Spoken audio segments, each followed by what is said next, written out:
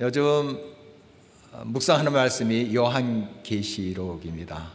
새벽 기도의 본문도 같지요. 많이 어려우신가요? 또 무섭기도 하고요. 그런데 사실 요한계시록 물론 사사로이 풀 것은 아닙니다. 굉장히 주의해서 풀 것인데 메시지는 너무 분명합니다. 너무 어렵게 생각하시고 이 요한계시록을 피해가면 안 됩니다. 한번 이렇게 쭉 묵상해 보시면 하나님 메시지를 만날 수가 있어요. 아주 명확한 메시지가 있는 것을 발견하게 됩니다. 요즘 이제 이 말씀을 묵상하시는 몇몇 우리 교우들로부터 말씀을 들어요. 요한계시록 막연하게 막 두려운 말씀, 어려운 말씀 이렇게 생각했는데 굉장히 위안이 된다는 거죠. 이 말씀이. 그리고 그렇게 또 하나님의 위로와 사랑이 얼마나 이 많이 곳곳에 말씀 속에 또 이렇게 있는지 그걸 느끼겠다는 거예요. 자, 말씀을 이렇게 꼭 씹어보니까 그런 맛을 느끼는 거겠죠. 여러분 그렇습니다. 이 요한계시록 말씀 은혜의 말씀이에요. 큰 위로가 있어요. 물론 이제 하나님의 심판이 세 묶음으로 쭉 펼쳐집니다. 첫째, 일곱째 인까지 쭉 인봉이 떼지면서 하나님의 재앙이 이 땅에 임하는 모습 봅니다. 그 다음에 이어서 일곱 나팔 재앙이 쭉 진행돼요. 그리고 마지막 일곱 대접 재앙이 이렇게 이어지거든요. 이걸 보면은 그것만 주목할 때는 참 무서워요. 두려워요. 그러나 그 막간에 또 하나님께서 얼마나 우리들에게 위로를 주시는지, 또 하나님의 인침을 받은 자들, 그러니까 예수 그리스도를 나의 주 나의 하나님으로 모시고 나의 중심이 내가 아니라 하나님인 것을 고백하면서 따라 사는 믿음의 사람들에게 주시는 약속이 얼마나 큰지를 발견하게 돼요. 그래서 참 이 말씀이 은혜스럽다, 참 위로가 된다, 이런 고백을 우리가 할 수가 있어요. 오늘 본문 말씀은 바로 일곱째 인이 지나고 일곱째 나팔이 이제 지나고 일곱째 대접 그 사이에 있는 그런 메시지입니다. 그러니까 계속 하나님의 심판이 진행되다가 잠시 막간이 생겨요. 그게 한 4장, 12장, 13장, 14장, 15장 이렇게 길게 걸쳐서 보여지는데 요약하면 이것입니다. 결국 하나님을 믿는 백성들, 저와 여러분들, 이 교회가 어려움을 당한다. 이 종말의 때에, 세상의 마지막 때에 참 힘들다. 그렇지만 결국 결론은 이긴다. 과정은 힘들고 어렵지만은 결국 하나님께서 함께 하심으로 그 모든 싸움에서 승리한다. 이런 메시지, 위로의 말씀이에요. 그래서 우리가 이 말씀을 만나면 참 큰 힘이 생깁니다. 그리고 이 심판의 때는 이 성경에서 말씀하신 것 같이 반드시 임합니다. 그 날과 시는 우리가 알 수 없어요. 그렇지만은 하나님의 심판은 반드시 임합니다.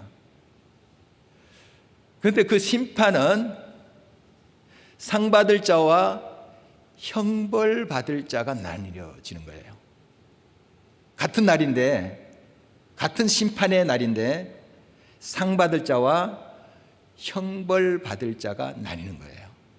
자, 그렇다면 하나님의 인으로 인침을 받은 사람들, 하나님을 주님으로 믿고 의지하면서 부족하지만 또 넘어지지만 그 주님을 고백하면서 주의 말씀대로 사는 사람들은 결국 심판의 날에 하늘의 상급을 받는 거예요.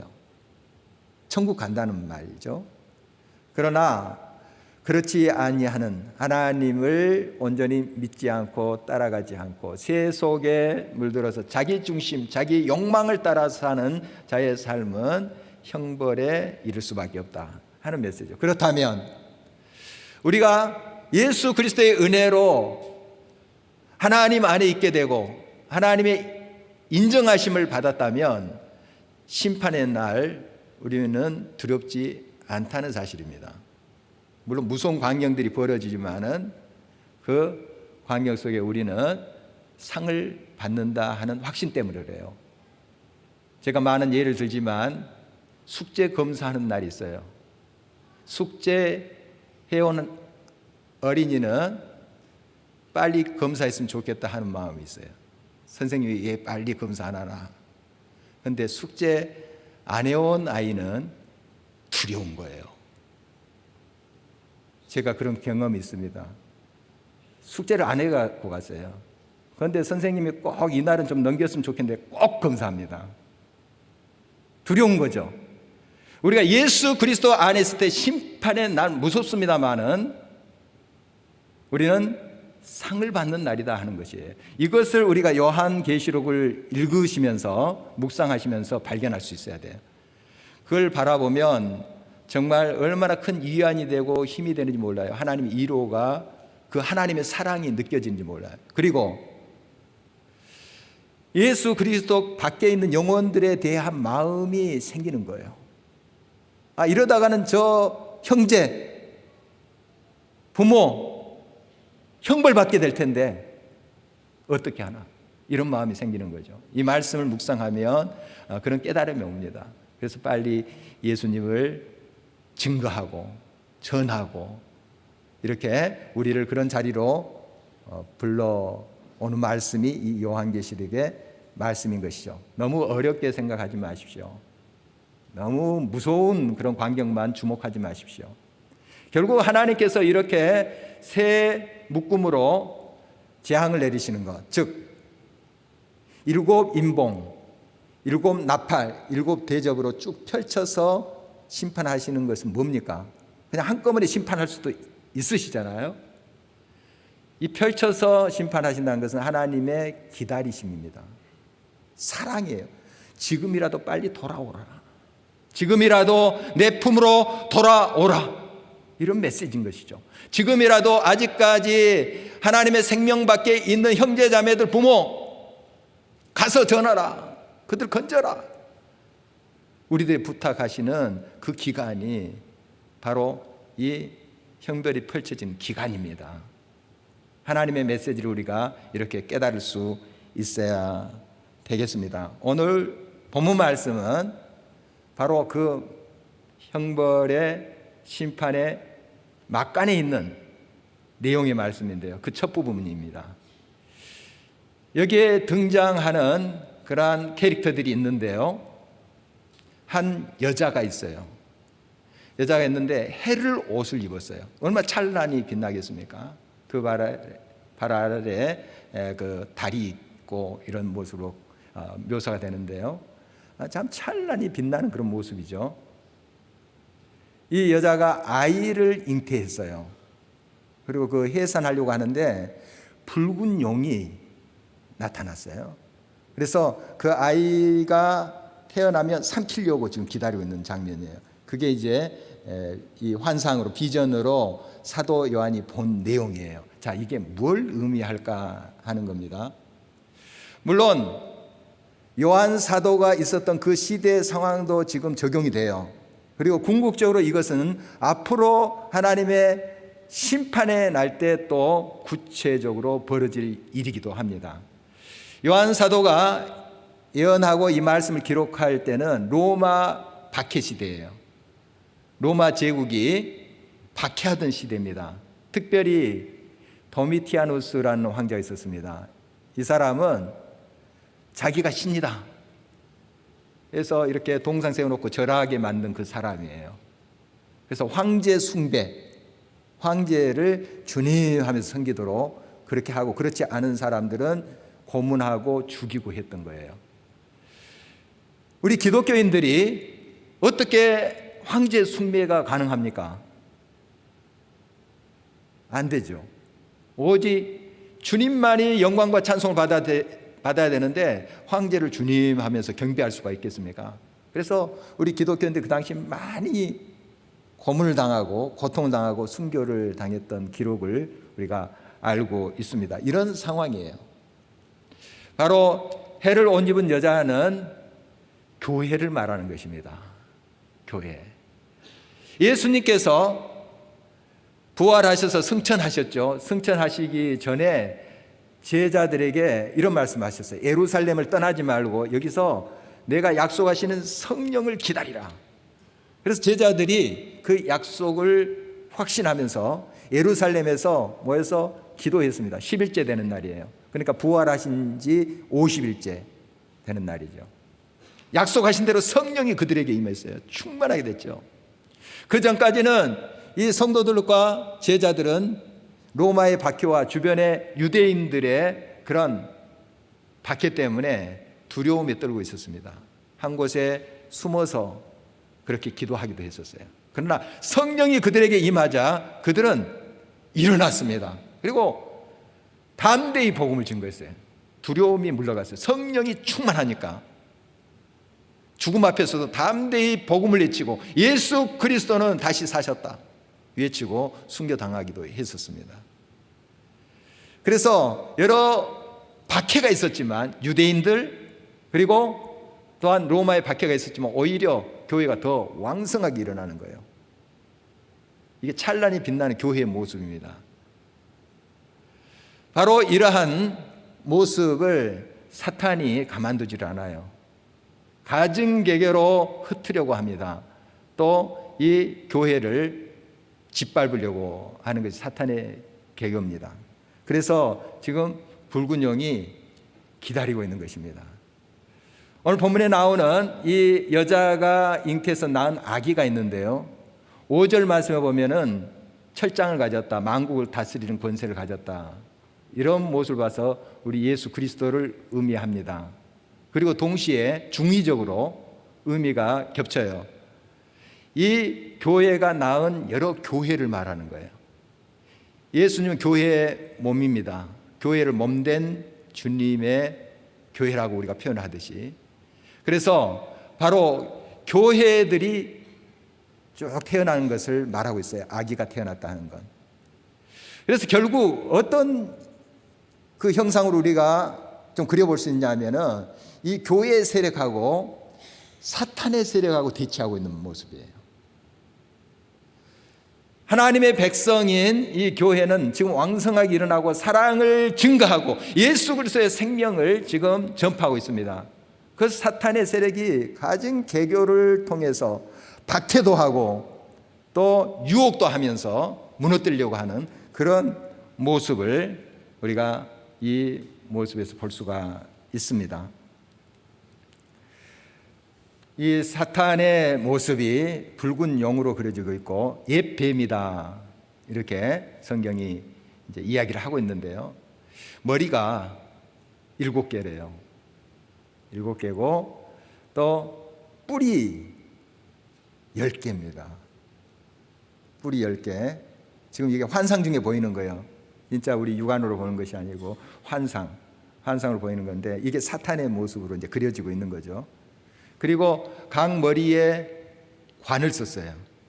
7개의 관이 되겠죠. 7머리의 뱀의 모습, 큰 뱀의 모습. 이게 붉은 용의 모습인데요. 어떤 것이 좀 연상이 되냐면 캄보디아에 가면 앙코르와트라는 곳이 있어요. 유적지 있죠. 거기에 입구에 보면은 큰 뱀의 석상이 있어요. 돌로 된 상이 있어요. 어마어마하게 큰 그런 석상인데 물론 좀 깨지기도 하고 했더라고요.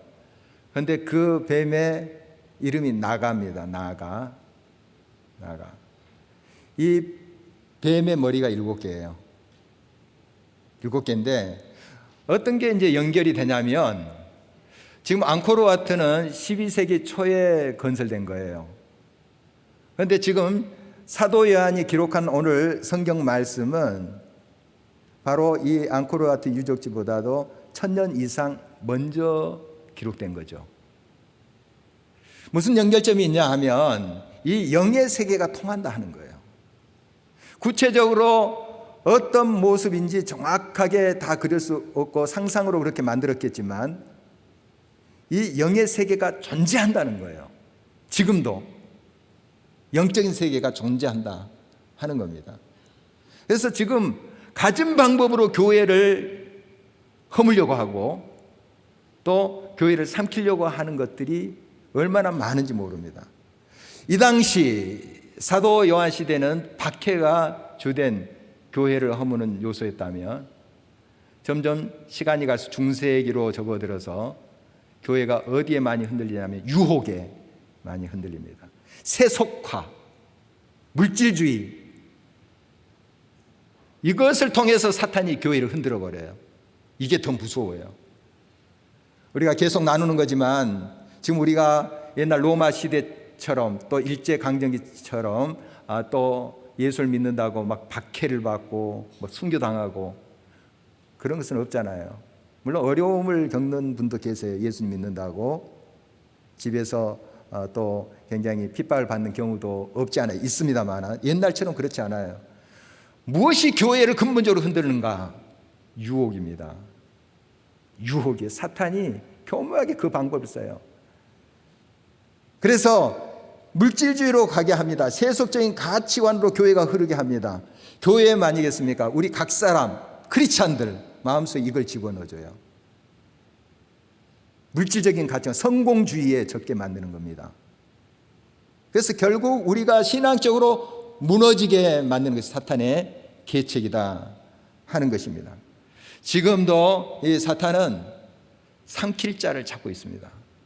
믿는 사람들이라 할지라도, 하나님의 백성인 교회라 할지라도 삼키려고 하고 있어요. 베드로전서 5장 8절 9절 말씀입니다.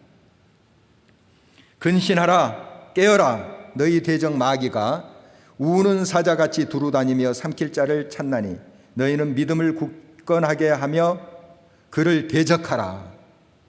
이는 세상에 있는 너희 형제들도 동일한 고난을 당하는 줄을 알미라. 굶주린 사자가 삼킬 자를 찾고 있습니다. 물불 안 가려요. 틈만 보이면 휘어졌습니다. 이게 사탄의 계략이에요. 가진 방법으로 우리를 유혹하고 있습니다. 넘어뜨리려고 하고 있습니다. 세대가 점점 그렇게 진행되고 있음을 우리가 보게 됩니다. 우리 성도님들 이제 기도 제목을 받으면 자녀들을 위한 기도가 많아요. 여러 기도 제목이 있지만 이렇게 종합을 해보면 자녀를 위한 기도가 제일 간절하고 제일 많아요. 그리고 자녀를 위한 기도 중에 물론 어느 대학에 가게 해주십시오, 뭐 직장 또 결혼을 위해서 기도하기도 해요. 제일 많은 기도 제목이 예수님을 잘 믿게 인격적으로 만나게 해주십시오. 이 기도 제목이 제일 많더라고요. 내 아들이 내 딸이 신앙생활 잘하게 해주십시오. 예수님을 그냥 건성으로 믿는 것이 아니라 진짜로 만나서 예수님 중심으로 그렇게 살게 해주십시오. 이게 간절한 우리 교우들의 기도 제목이더라고요. 여러분 공감하시죠? 점점 이 시대가 우리의 근본적 신앙을 흔들어 버려요.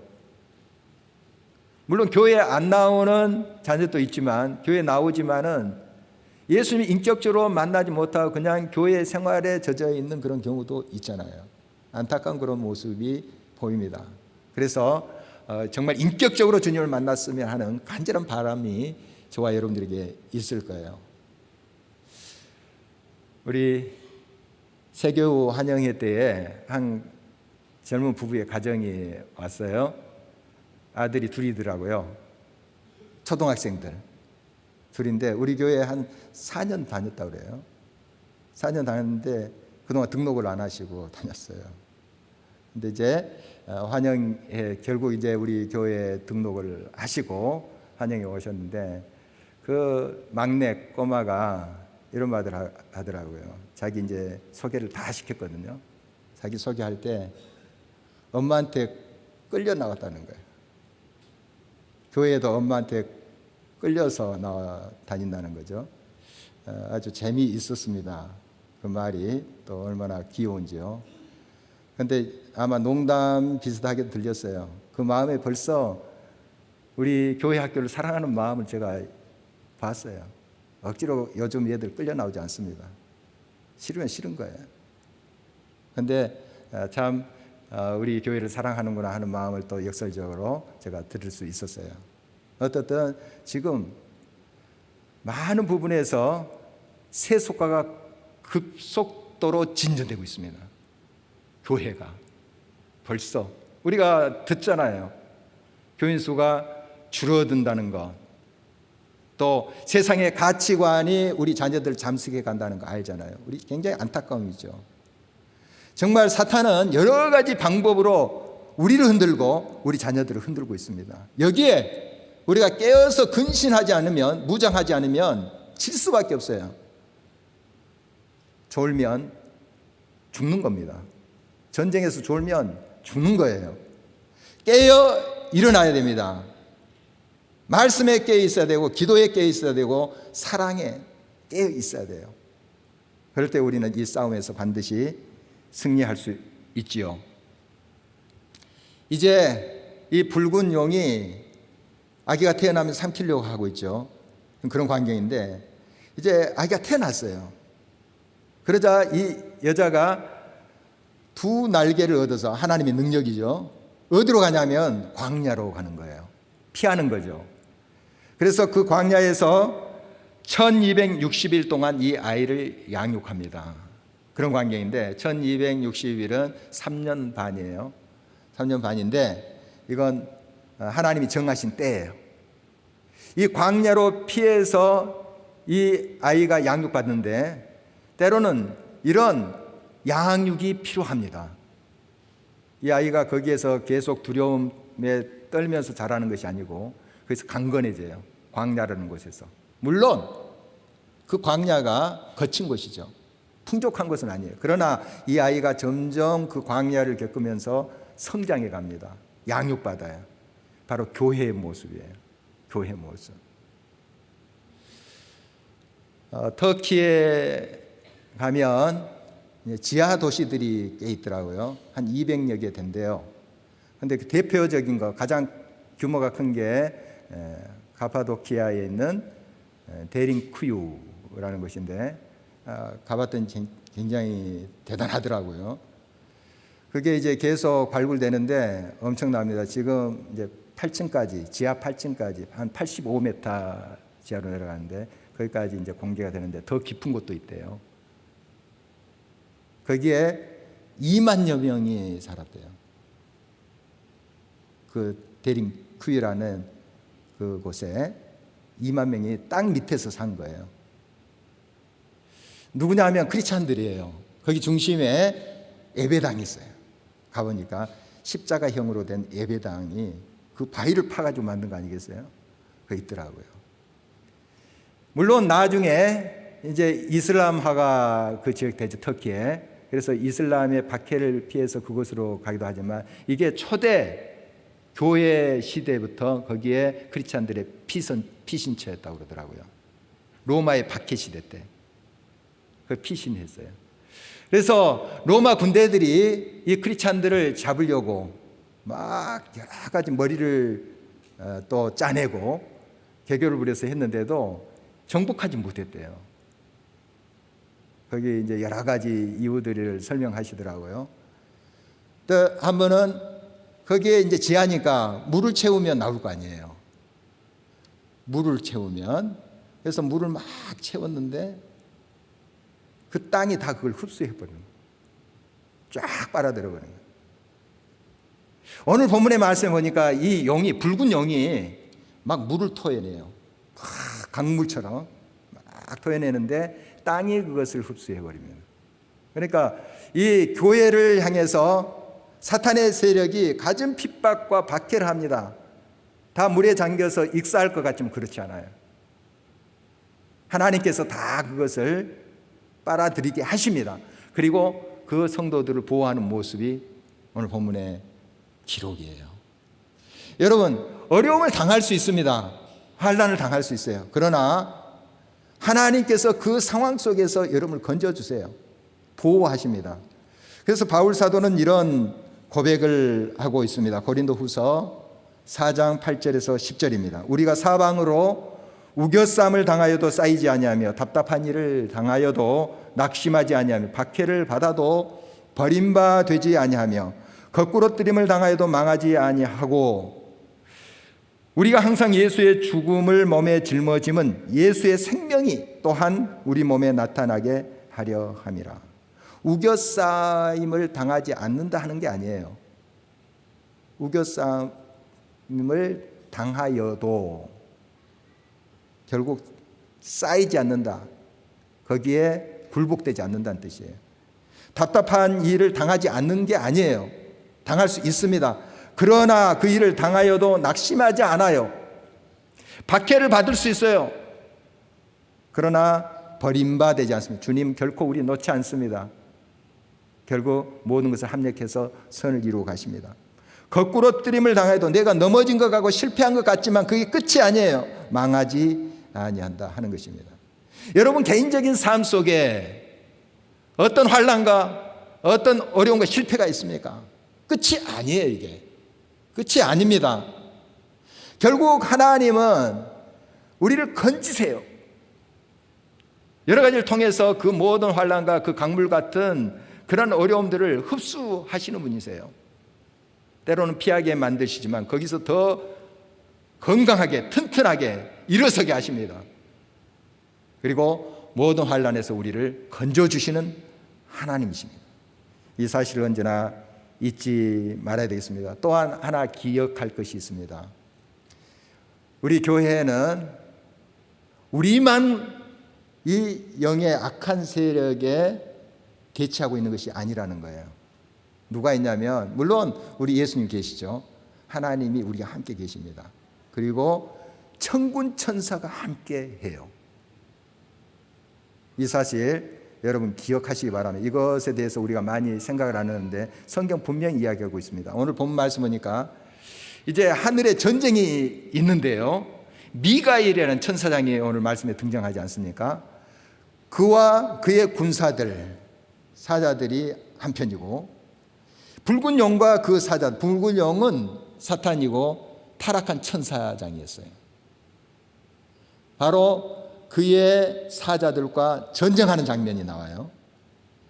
그런데 사실 이 미가엘 하나님의 천사장이죠. 하나님의 군대에 이 사탄의 군대는 해볼 수가 없어요. 하나님의 군대 앞에 어떻게 해볼 수가 있습니까? 그래서 결국 이 사탄의 군대들이 패해서 어디로 가냐 하면 땅으로 떨어졌어요. 그리고 마지막 발악을 하는 장면이에요. 오늘 본문은 어디를 지금 핍박하느냐? 교회를 핍박하는 거예요. 천군 천사들과 못해 보니까 이 땅에 있는 교회를 지금 삼키려고 하고 있는 거예요. 그래서 지금 교회가 이제 어려움 속에 있는 모습인데, 그러나 이 교회는 어려운 것 같지만 하나님이 함께 하시고 이 천군 천사들이 함께 하세요. 그래서 그 천군 천사들이 이 교회의 성도들을 우리의 형제다 이렇게 오늘 본문에 표현하고 있는 거예요. 형제입니다. 같은 편이에요. 그러므로 우리의 모든 이 땅의 전쟁은 결론이 승리예요. 천군 천사만 싸워도 이 사탄의 군대를 이길 수 있어요. 교회랑 같이 하고 또 우리의 대장이신 예수 그리스도가 함께 하니 우리는 이길 수밖에 없어요. 그러나 그 과정이 치열한 싸움이 될 수가 있는 거죠. 여러분 두려워하지 마십시오. 결론은 나 있습니다. 우리가 이깁니다. 결국 사탄의 권세는 꺾일 거예요. 최후의 발악을 하고 있는 것입니다. 여러분 이것에 너무 두려워서 우리가 백기 들어서는 안 됩니다. 우리 이겨요. 이깁니다. 결국 승리합니다. 우리가 어떤 무기를 준비해야 될까요? 오늘 말씀을 보니까 이 어린 양의 피 그리고 증거된 말씀이에요. 이게 우리의 무기입니다. 다른 게 없어요. 어린 양의 피는 뭐냐 하면 예수 그리스도의 보혈인데요. 예수 그리스도의 보혈은 우리를 깨끗게 하세요. 정결케 하십니다. 우리 죄를 씻어주세요. 참된 힘은 어디서 나오는가? 크리스찬의 참된 능력은 어디서 나오는가? 거룩함에서 나와요. 교회가 왜 힘을 잃습니까? 이 시대 속에서 왜 힘을 잃고 나약하게 됐습니까? 거룩함을 잃어버렸기 때문에 그렇습니다. 세속화되고 세상의 욕심과 가치관에 더럽혀져 있기 때문에 그런 거죠. 힘을 잃어버린 거예요. 어떻게 힘을 되찾을 수 있습니까? 예수 그리스도의 보혈로 우리의 죄가 씻음을 받고 정결케 될 때, 거룩하게 될 때 교회는 힘을 내게 돼 있습니다. 그것이 능력이에요. 이 보혈, 예수 그리스도의 보혈은 우리의 죄를 씻습니다. 우리의 허물을 씻어내는 거예요. 그리고 이 예수 그리스도의 피, 보혈은 보호의 의미가 있습니다. 이스라엘 백성들이 출애굽할 때에 문설주에 어린 양의 피를 발라요. 죽음의 사자가 넘어가잖아요. 지나치잖아요. 예수 그리스도의 보혈의 능력을 힘입고 사는 사람들, 결국 주님이 보호하십니다. 어려운 일이 있을 수 있습니다. 그러나 결국 주님이 그를 감싸고 건져주십니다. 세 번째, 보혈은 생명이에요. 피는 생명입니다. 결국 예수 그리스도의 피에 잠긴 사람들, 예수 그리스도의 은혜를 감사하며 나오는 사람들, 주님이 영원한 생명으로 함께 하신다는 거예요. 그러므로 죽어도 사는 거예요. 죽어도 사는 거예요. 여러분, 예수 그리스도 안에 있는 자는 그래서 죽음을 두려워하지 않는 거예요. 죽어도 산다니 죽음을 두려워하겠습니까? 이것이 분명하고 이것이 사실인데, 여러분, 죽음까지 넘어간다는 거예요. 죽음까지 하나님의 백성들을 삼킬 수가 없어요. 죽어도 삽니다. 아니, 죽으면 삽니다. 여러분, 순교를 생각하고 계신지 모르겠습니다. 지금 이 시간. 그러나 날마다 여러분 가정에서부터 죽는 훈련을 하십시오. 내 성질 죽이고 내가 조금 더 섬기고 낮아지고 이렇게 하는 거예요. 죽어야 나도 살고 너도 사는 거예요. 내가 먼저 죽어야 사는 거예요. 이게 부활의 능력입니다. 이렇게 이기는 거예요. 이게 보혈의 능력이에요. 그리고 말씀의 검으로 준비하셔야 됩니다. 우리 예수님도 말씀으로 사탄의 유혹을 물리치시잖아요. 여러분, 날마다 말씀 그대로 확신하십시오. 이 말씀이 여러분을 승리케 할 겁니다. 우리 계속해서 주님이 오실 그때까지 사탄의 세력과 대치하면서 우리 교회 또 우리 믿음의 사람들 전쟁하는데요. 사탄이 지금 서 있는 위치가 뭔가 17장 말씀해 보니까 17절 모래 위에 서 있어요.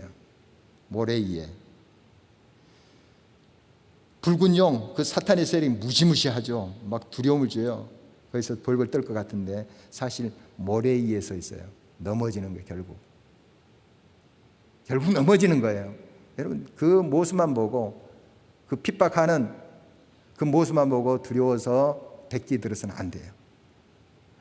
여러분, 하나님께서 결국 우리를 높이 세우실 것입니다. 승리하게 하실 것입니다. 진정 보혈의 능력을 믿고 죽어도 산다, 아니 죽으면 산다 하는 믿음을 가지고 끝까지 저희들 보혈의 능력 안에 승리하기를 바랍니다. 말씀을 늘 또 마음에 품고 이 말씀의 능력으로 힘있게 승리하는 저와 여러분 되시길 주의 이름으로 축원합니다.